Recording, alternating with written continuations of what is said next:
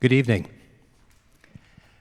I'm Seth Beckman, Dean of the College of Fine Arts, and on behalf of our entire college and Ball State University, we're thrilled to have all of you with us in this first of our Arts Alive series this season, and it's a distinct privilege and honor to get to introduce to you Maria Elena González. She's a Cuban-born artist, internationally recognized as a sculptor based in Brooklyn, New York, and Oakland, California. Her work interweaves the conceptual with a strong dedication to craft in her complex installations and poetic arrangements, exploring themes like identity, memory, and dislocation. Over a career spanning 30 years, she has won the Prix de Rome in 2003 and Grand Prize at the 30th Biennial of Graphic Arts in 2013 at Ljubljana, Slovenia. She was a Guggenheim Fellow in 2006 and has been awarded grants from numerous foundations, including the Pollock Krasner, Joan Mitchell, the New York Foundation for the Arts, and Penny McCall. She has served as the Sculpture Commissioner for New York City's Design Commission and has also taught at Cooper Union School of Art, Skowhegan School of Painting and Sculpture, among others. She's a tenured professor at San Francisco Art Institute. And in 1999, she received widespread acclaim for her site-specific sculpture, Magic Carpet Home, commissioned by the Public Art Fund, and another site-specific work titled You and Me in 2010, commissioned by the Storm King Art Center. González's work can be found in numerous public collections, including the Kunstmuseum in Basel, the Museum for Moderne Kunst in Arnhem, the Netherlands, Museum of Art at the Rhode Island School of Design in Rhode Island, the Museum of Arts and Design in New York, and the Solomon R. Guggenheim Museum in New York. Please give and extend a warm welcome to Maria Elena González.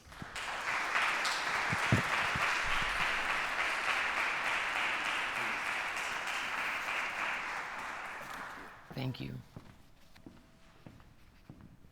Hi, everyone. Good evening. First of all, I would like to thank you all for being here, making time out of your busy schedule. And I would also like to thank Dean Beckman and Christy Zimmerman, Associate Dean of the College of Fine Arts and the Arts Alive Committee, Natalie Phillips, Associate Professor of Art History, Brent Cole, Associate Professor of Art, and Audrey Barcio, the assistant professor, who has been very kind to organize a lot of stuff for me so that I don't get lost on your campus. Quite an extensive campus, and I did get lost. Drove where you can't drive, but it looked like you could.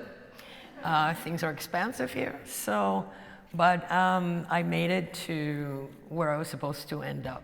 And it's a privilege to be here and to be presenting my work to you, and more importantly, moving forward the ideas of our responsibility towards carbon neutral campuses, art curriculum, and being the safekeepers of our planet.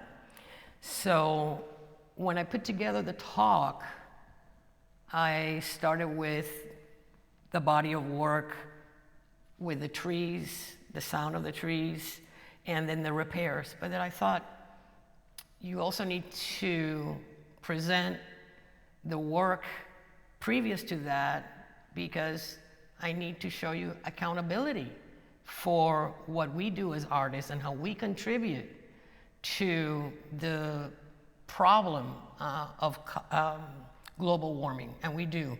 It's a small amount, but it's an amount nonetheless that I believe we collectively across the country in all our universities and art schools need to address head on in order to create a carbon neutral campus and not be contributors to climate change.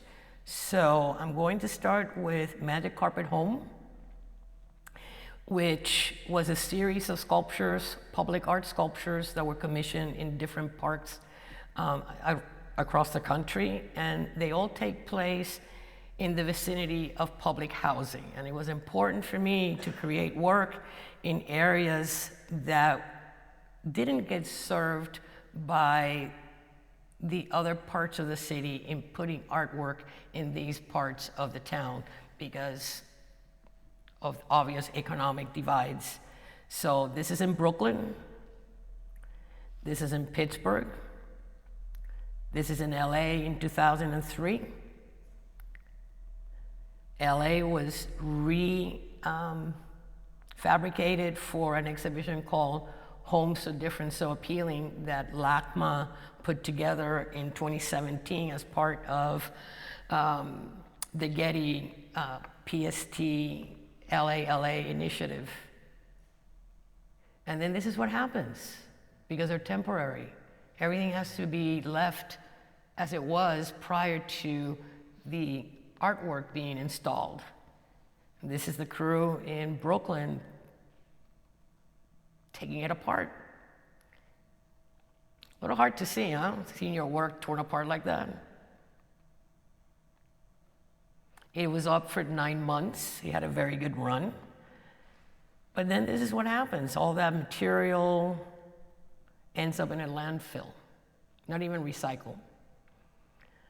This is 1999 to 2017, and all 3 or 4 of the magic carpets had the same fate. So that's a lot that I contributed to the landfill. So this is the part that accountability has to come into place. And I haven't made any public art in a while, and I need to resolve certain issues around this lack of sustainability in the practice. In 2005, I spent 10 weeks in Skowhegan in Maine at the School of Painting and Sculpture, and I was faculty there. I bumped into a tree, literally, and a lot of birches are there, and it got me to look at the bark and look at the decay. And because it is surrounded by so much of the birch, I started really paying attention to the markings on the cylinder. And it reminded me of a player piano roll. And very simple idea, what does it sound like? And that took me 5 years to figure out how to take that bark, translate it to player piano paper, and play it on a player piano. Long story short, that was about 12 years of work, and it won the grand prize at the Ljubljana Biennial of Graphic Arts. And these 3 birches that you see there were debris from a storm. I mean, we're having lots of storms right now, but this storm fell an enormous amount of trees, and Ljubljana is surrounded by birches. So I had them keep 3 of the birches for my upcoming exhibition. And these are works on paper that, while I was trying to figure out how I was going to get these markings to a player piano to hear it, I did a lot of rubbing and a lot of works on paper. And I don't know about how many artists are here, but do you guys talk to your work? Like, I would talk to the tree and we're like, please tell me what to do. Tell me how to hear you.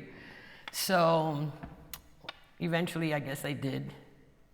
And in this installation is a combination of a projection, a very large projection, and the sculpture of the 2 little chairs where I would sit in one chair in the morning to have coffee and ponder at nature, look at the birches, and listen.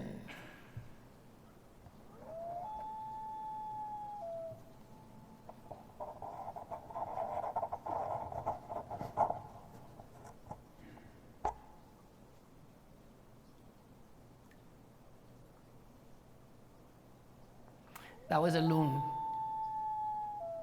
Another loon.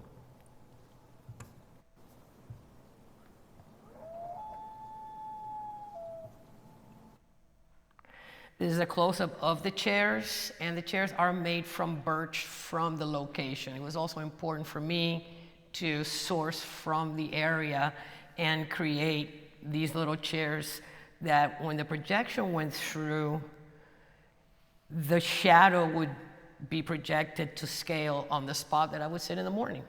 So it's sort of like a memory, or the ghosts of the chairs are a memory of the event. And finally, the markings were translated into digital files that were then cut, laser cut on paper, and played on a player piano. And you'll hear about a minute, and this is Skowhegan Birch number 2, which premiered in Ljubljana at the Biennale.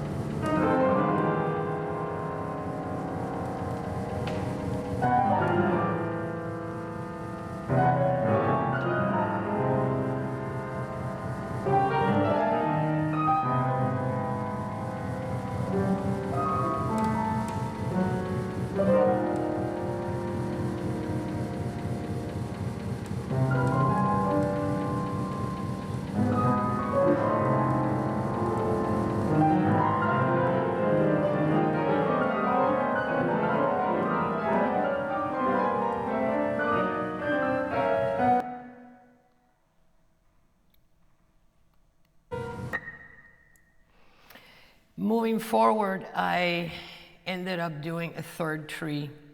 And at this point, I'm a maker, and I was missing the tactility, which sound was not affording me. It was great for a while that I was reducing my storage space because it all resided in the computer and on external files, but I was missing the making. So I started coming back to the object, and turn 2 is the piece that you see standing there. And what I ended up doing was bringing back the markings from the tree to the cylinder of the sculpture. And this is turn 1. Also the same markings from the birch. The rest of the objects are alluding to musical instruments, but they don't really emit sound, but allude to it. And the vitrine is full of porcelain objects that reference the piano rolls. Like this one particularly is almost a verbatim replication of a player piano roll with the clip.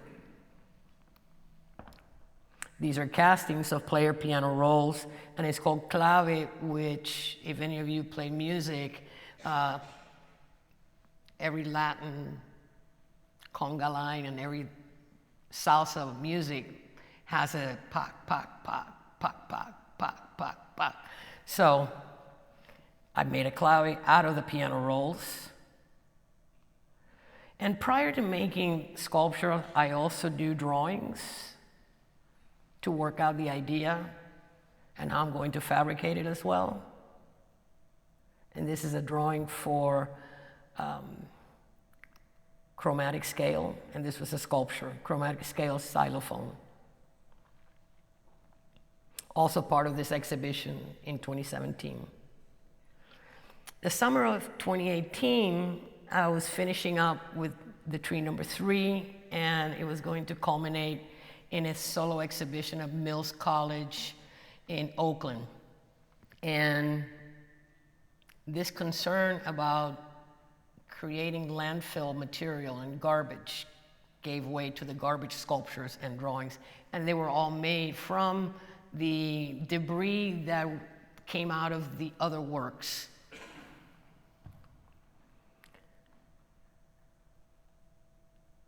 And this was a temporary sculptural installation that only I saw and photographed.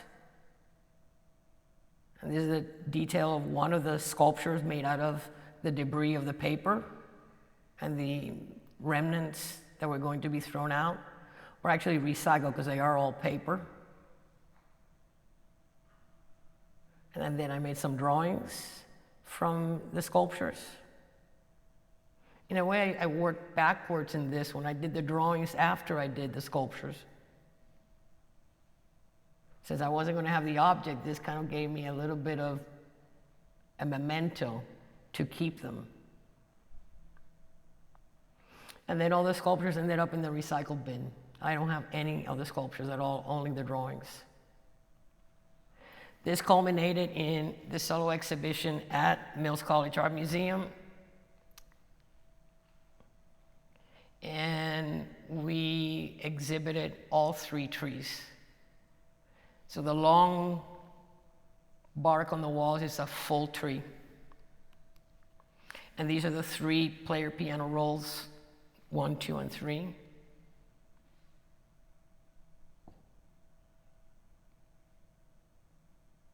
From tree number 1.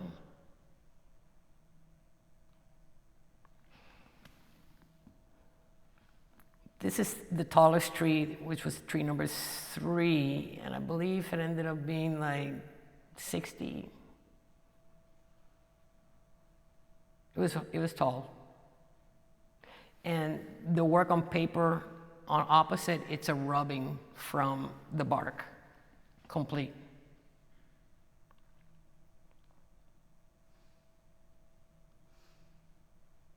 From tree number 2.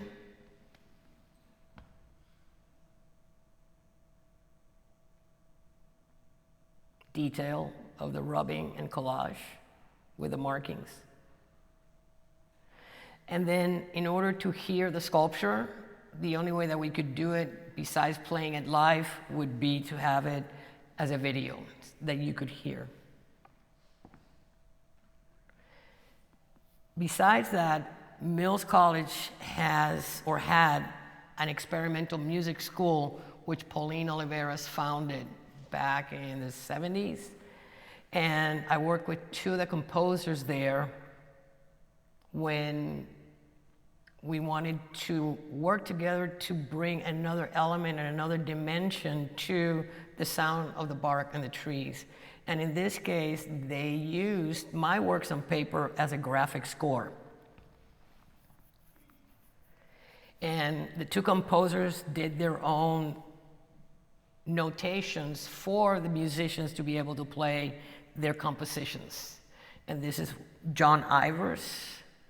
And John ended up taking the whole drawing of tree number 2 and dissected into 4 areas, and they became 4 seasons: spring, summer, winter, and fall. This is winter. And Mark had a completely different approach to it, in which he took the electronic music from playing one of the pieces and ended up putting my works on paper with his own notation and making almost like an overlaying of my work and his work in order to play it. That also culminated in 2 events, in one event at the museum. And this is John Ivers and his ensemble playing number 2, Skowhegan birch number 2, and gray ensemble, illuminated gray. And then this one is Mark Solinger playing tree number 3. Besides all this, I still make works on paper. And I just couldn't get enough of the trees. It was one of the most amazing ideas and projects that I embarked on, that one might say, wow, you spent 12 years working on this one project. And it was just so exciting that I would turn a corner and then something else would be revealed. And then you go in that corner and then something else would be revealed. And it was the gift that kept on giving.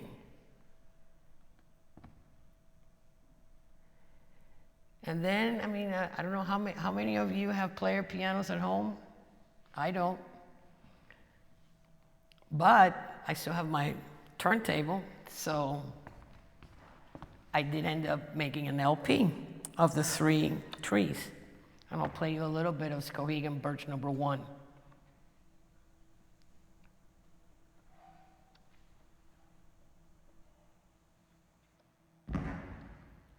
Sorry about that.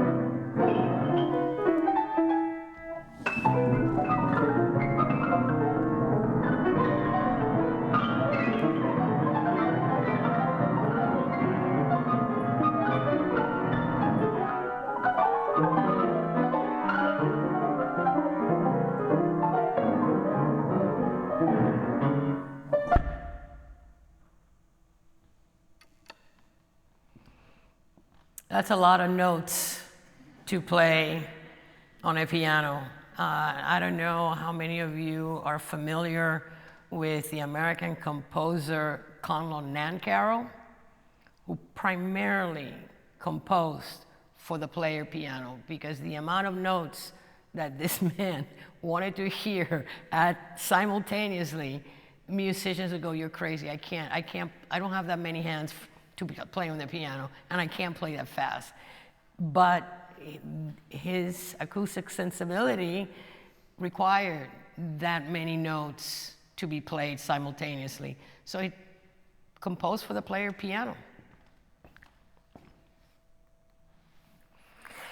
And now, after all that, I think, in wanting to listen to the trees, and at some point, thinking about what are the markings on the tree signify, or is it some sort of a code? Is it like a geological cylinder where you can tell when there was a drought or there was a flood, a register, a scientific register? I'm not a scientist, so I don't know if the code signifies something. I can tell you that all the 3 trees sound completely different. This one sounds like improvisational jazz. Number 2, which is the one that you saw in the video, is more melancholic. And number 3 is a march. And they're all from the same location, Skowhegan, Maine. So all the 3 trees experience the same climate through the years that they existed there.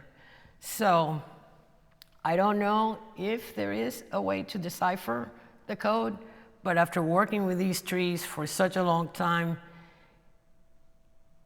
I've embarked in this consciousness to not use materials that are not going to be sustainable.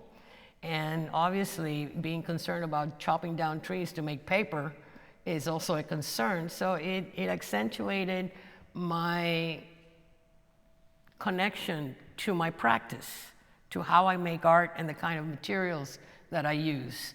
And now we're in 2020. San Francisco was the first city that go into a lockdown. And the Art Institute, where I was teaching, closed at that time as well. So the only thing that I could do was go to school, and it was completely empty. It was kind of like a sci-fi movie where people leave and they left the sandwich on the table. It had that kind of an aura. It was incredibly unnerving. And the students had left broken crockery around. The garbage was full of broken pieces, and the only thing I could think of doing was to put them back together. And the only thing I had to put them together was this black epoxy. And so I started putting this stuff back together. Somehow the gesture of repair, of saving something, pieced me together through this incredible tumultuous time. This was in a lot of pieces in the garbage. It was a part of the students' work. This was also part of a student's work that had done a belt with these empty eggs, and one of them fell off, and I put it back together. A lot of ceramic pieces that had been fired were just left on the bins and had fallen. The wood that is part of this was part of the scraps in the bins in the wood shop. This I found in the street. It was in 100 pieces at least. I didn't even know what it was going to be putting it back together, and it is a Chinese stool. So this gave way to a whole series of repairs. That's going to be my next exhibition in Maine at my gallery in New York. Plate that fell down when I was having pizza in Red Hook with my cousin. They put it in a box for me, and I repaired it.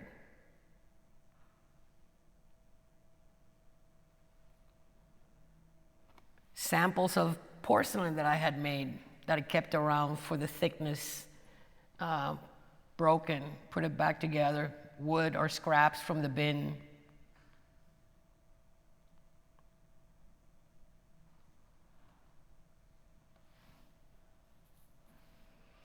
I did buy Duracal to make the base for this thing, and I used it all. So one very telltale event that made us, at least me, very aware of one possibility is the pandemic, when everything shut down. There were no flights, the factories shut down, and these are photographs that NASA took before the pandemic and after the pandemic, and it's pretty startling, the before and after. The before and after. I mean, people in this city in India had not seen blue skies in decades. But because of the lockdown and the shutdown of everything, doing nothing, things got cleaned up. And here's a little simulation of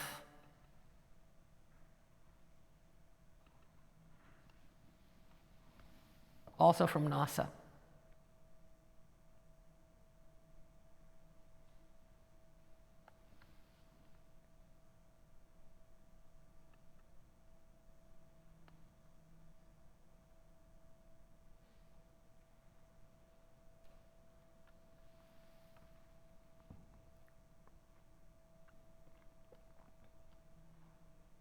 (2020).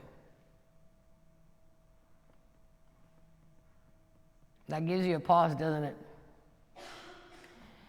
I don't think we can survive doing nothing, but we need to look at alternatives to what we've been doing in order to not keep polluting the planet the way we have been, because it's unsustainable. So if doing nothing ain't something, then Thank you.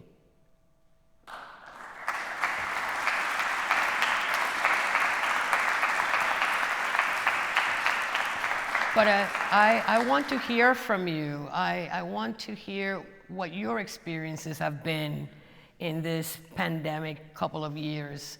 I want to hear about what you're doing in your classes, or if you're thinking about what you're doing with the work after you're done in the semester. Is all this ending up in the landfill?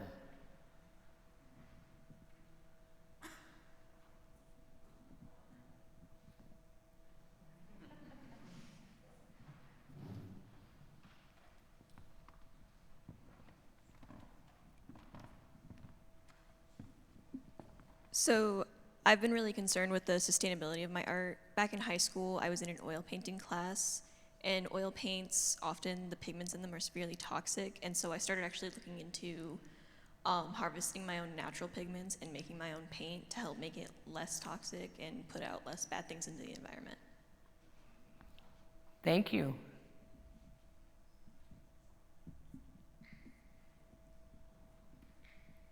Questions, comments, concerns?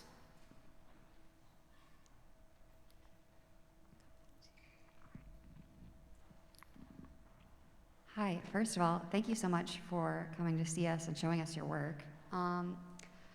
As to concerns about sustainability and waste in art, not to, insist that we don't have responsibilities to nature, but where do you stand, I guess? I'm not asking you to take a political stance, but just like corporations tend to be the ones doing the most damage to the environment, and then they place the blame on individuals to shift blame from themselves.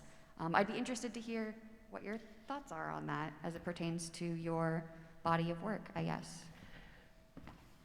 At the beginning, I mentioned that in the arts, it's a very, very small dent that we are contributing to pollution and whatnot. But it's still, we make art, galleries show our art, galleries ship our art to the art fair.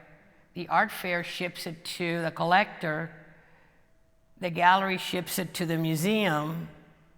You ship it to the gallery, and you buy materials. Those materials are shipped. Then you have to go to the show. Then I have to fly here to talk to you. And so we do contribute, and it's an extremely small amount in comparison to the food industry. The food industry, whether you're eating a burger or something else, is it's gobbling up, pun intended, gobbling up a lot of resources that we don't think about, we take it for granted. And one thing that I also, regarding of the mindful of its impact on the planet, the art world aims for sustainability. I have pulled out this from the New York Times that came out on June 23rd this year. It's an article by David Kaufman. And ultimately, the greenest form of art transport will be no transport at all. A model implemented during the coronavirus pandemic with the rise of virtual auctions and fairs. Although the art world has returned to much of its peripatetic pre-pandemic ways, Daniel Birnbaum, the former director of Stockholm's Moderna Museet and current director and curator of virtual and augmented reality arts organization Acute Art, said, modest action can still make a major difference.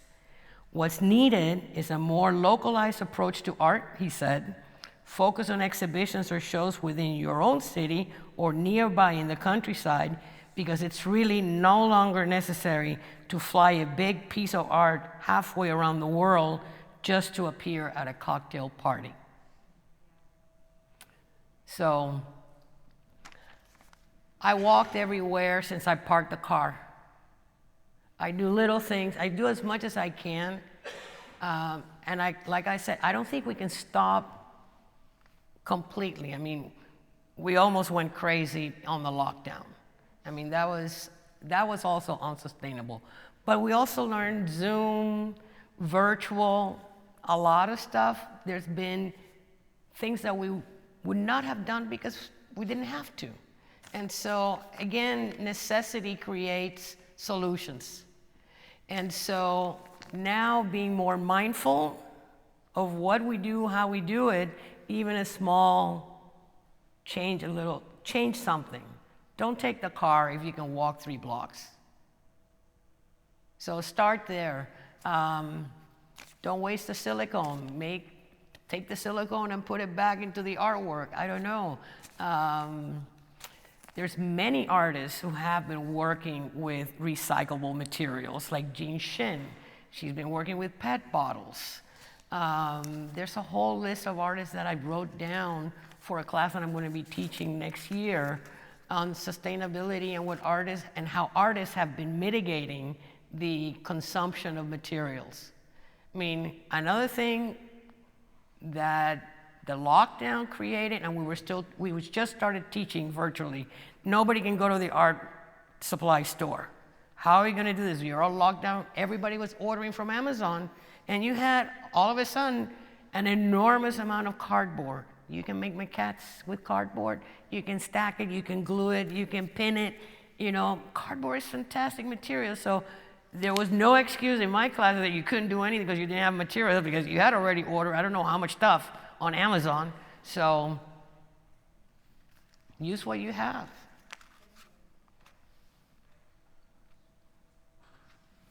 Actually, I have a question about your work. And I'm really fascinated by taking those birch bark patterns and putting them into this player piano language. And I'm curious what you had to learn about the language of player pianos to translate those birch markings on the bark to the player piano language to create music. So the question is, how did I envision the bark as a player piano composition? Yeah, I'm wondering, did you already know what the conventions were for making those player piano rolls? A little bit. Okay. Because I'm one of those nerdy people that's interested in pretty much everything. Like the texture of the brick at Roots, that's all custom made. That's not standard brick. Those are custom made facets, cladding for the structure. And so with the player piano, I love antique shops and stores, and I love instruments, all sorts of instruments, whether it's tools for making things. I have a lot of old tools, but all sorts of instruments. And this is a pneumatic instrument, the player piano.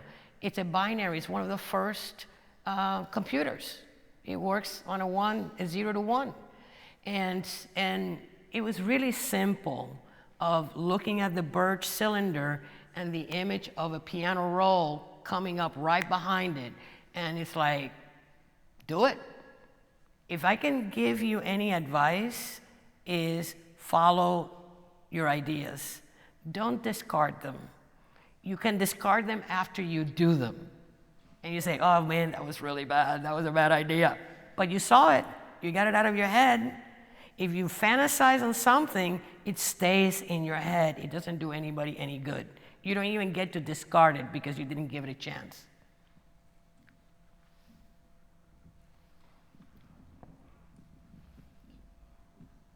This is more of a question on your process as an artist. So I couldn't imagine working on something for 12 years, considering that's more than half of my life. So when you began working on birch trees for 12 years, did that have more to do with ambition and motivation, or did it have to do with passion? And if it was passion, how do you know that you've hit it as an artist?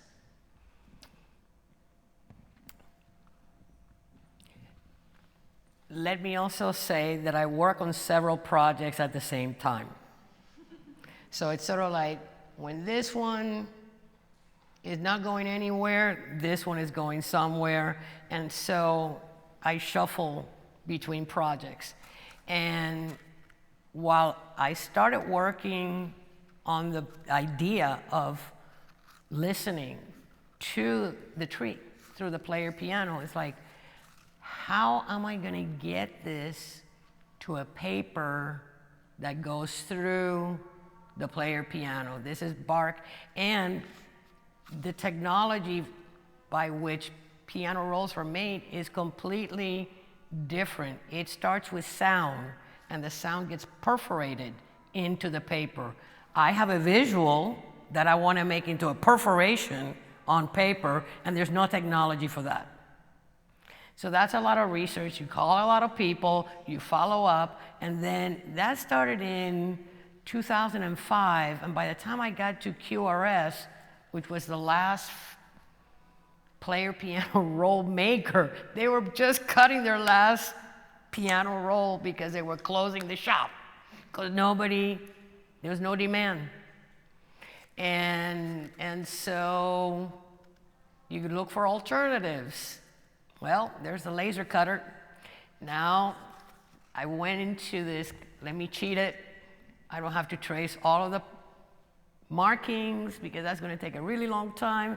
Let me see if I can do it all digitally, and I can make the sound with different programs, and then I can hear it as a guitar, I can hear it as a piano, I can hear it electronically, which was very cool, but it didn't yield the substance, the acoustic substance that it needed. And it's like, okay, bite the bullet, go back to the original idea and trace all those pieces, all those markings into digital files and have it laser cut on a player piano roll.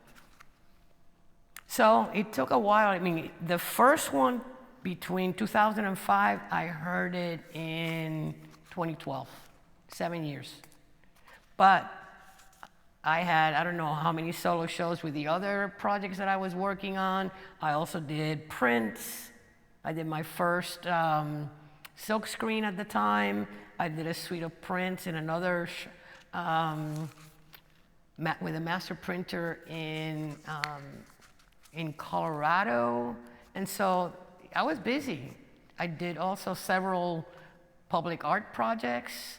And so, because sometimes it's like, you just gotta wait, and you ask, it's like, tell me what to do. Tell me, please talk to me.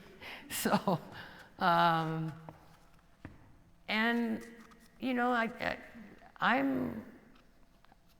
didn't say it has to be done by this date. It'll get done when it gets done right. And making a mistake is guaranteed to be fruitful. If you don't make mistakes, you're not going to learn anything. And I doubt if you're going to get to a major breakthrough in your work without making a mistake. Because if you don't make mistakes, you're not open to seeing what's possible. You're just walking in that direct line to achieve what you think you should achieve. And you're not open to what's possible. And that magic that happens in those moments, I don't know if that answered your question, but.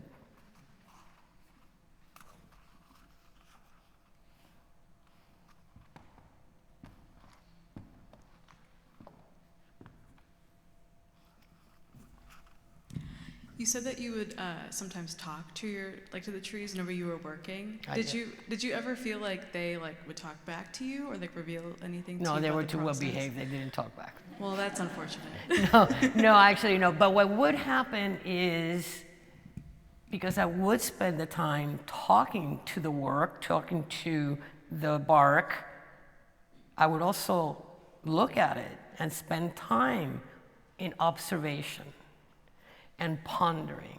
You can't rush things. You really have to think about what you're doing and let your imagination take over, because you're not going to come up with solutions of something that you don't even know what the solution is.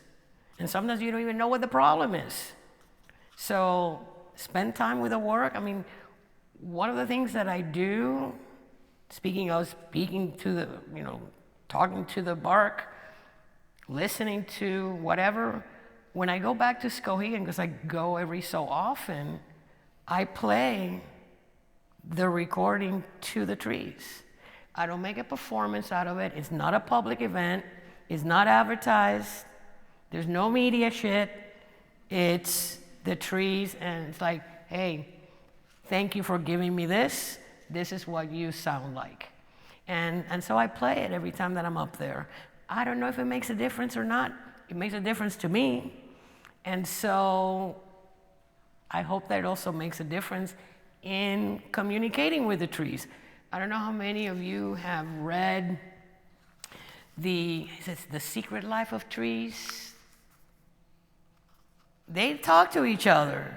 They have communication. They're connected through mycelium. So they hear your footsteps on the forest.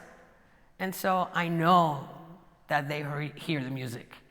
So what their response is, whether it's a thumbs up or down, they didn't communicate that. So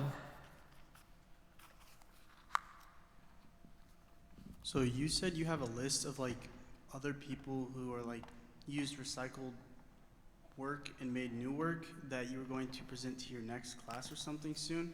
Could you give some of those names and names of like people who inspired you throughout the years? I will put them together. I mean, the one that comes to mind immediately is Jean Shin. Jeanshin.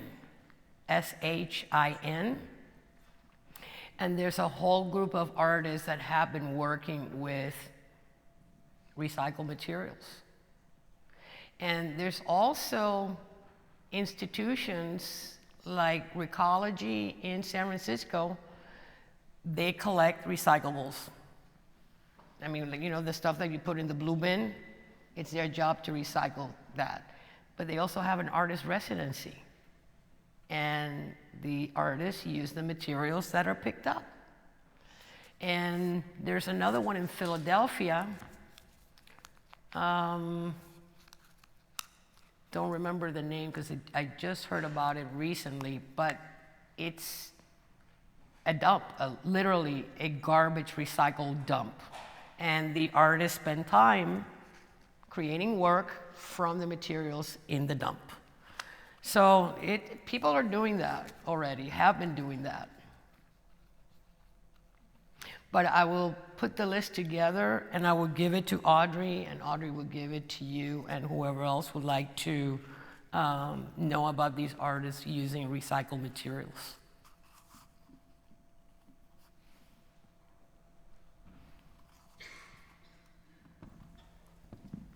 So, being a professor, how do you bring the sustainability into your classroom? It's part of the syllabus, extra credit. What are you going to do with your work afterwards? And move through, because it depends on the 100 level, 200 level, so on and so forth. And I'm noticing that in the more recent classes, the students have already been even more sensitized to this problem than when I first started teaching 8 years ago. So, but I put it in all my syllabi. Because we have to start from the curriculum to the syllabi to, come on, you guys know, sometimes you need a little motivation. So if I can, extra credit, motivates a lot of you, so.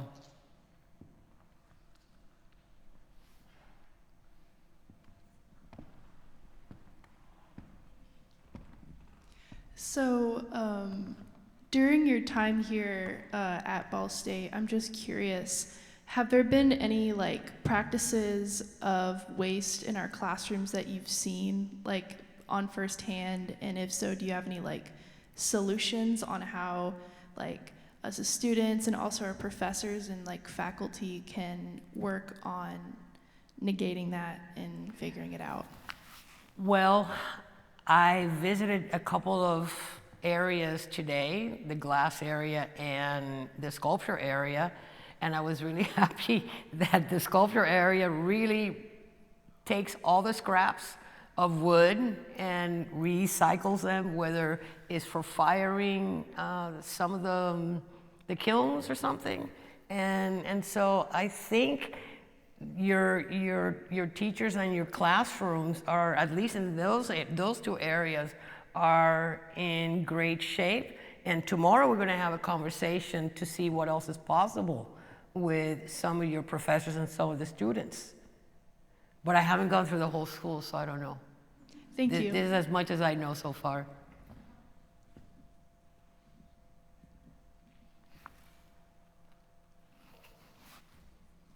Thank you. I was really touched by the repair project that you started after the pandemic lockdown, and how you said you were taking scraps that you found that were student work and then fixing them or sort of finishing them or putting back together or healing them. And it made me want to ask you how the experience of the pandemic has affected you as a teacher and as an educator, and how you deal with students in the wake of that. Loaded question, but I'm going to answer you honestly. I was, and to a certain extent still am, I was very scared. And one of the things that I communicated to the students when we first started doing the virtual teaching, and it was really hard to do studio courses online, was to be honest and say, I'm scared. I don't know about you guys, but I'm scared, and this is what I'm doing. I'm making some tea, whatever, and I'm trying to keep myself in a civilized mode. So I just took a shower and I got dressed a certain way and I put on perfume before I showed up to class. I know you can't smell me, but I can. So though you can do self-care things to maintain your sanity. This was an unprecedented moment that, I mean, I don't know about you guys being in a place like Muncie that is pretty open, but if you're in New York City or in San Francisco, that you're cheek to jowl with buildings and people, you didn't know if you opened the window and a breeze came through if you were going to get infected. It was that level of uncertainty that created. I didn't go into a panic because I would do stuff like put a little perfume, breathe, kind of thing. But what I would communicate to the students, like, I'm scared, but let's follow. We meet at 2 o'clock, just like we do, whether in person or virtual. We maintain our responsibility to each other. Me as a teacher, and them as students. And we still had assignments to complete. We just moved them around. Luckily, it was a sound class that I was teaching at the time, and in New York City, and I was teaching my students in San Francisco. At 7 o'clock, there will be the banging to celebrate the first line of responders, and 7 o'clock would be 4 o'clock in San Francisco where the class was taking place. So I would open the windows like, this is what you can do. Why don't you do something like, why don't you do a projection from your roof so that your neighbors can see your movie? And so it created an opportunity to rethink how and where to make the artwork that they were, and assignments that they were working on, and think about and ponder on a completely different audience, your neighbors. So, kept me sane, kept them sane, and one of the students at the end appreciated it, and he said, I know that you were very strict for us to be on time, but I really appreciated maintaining that consistency to keep me grounded.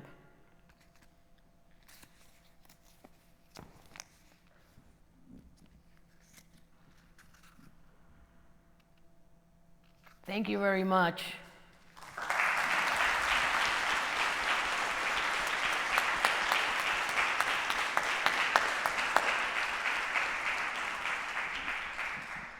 Thank you all for coming.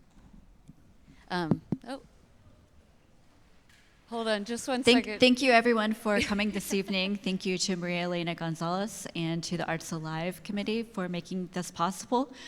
We will have a catered reception right around the hall in Hahn Hall where you can continue the conversation with Maria Elena. Thank you again.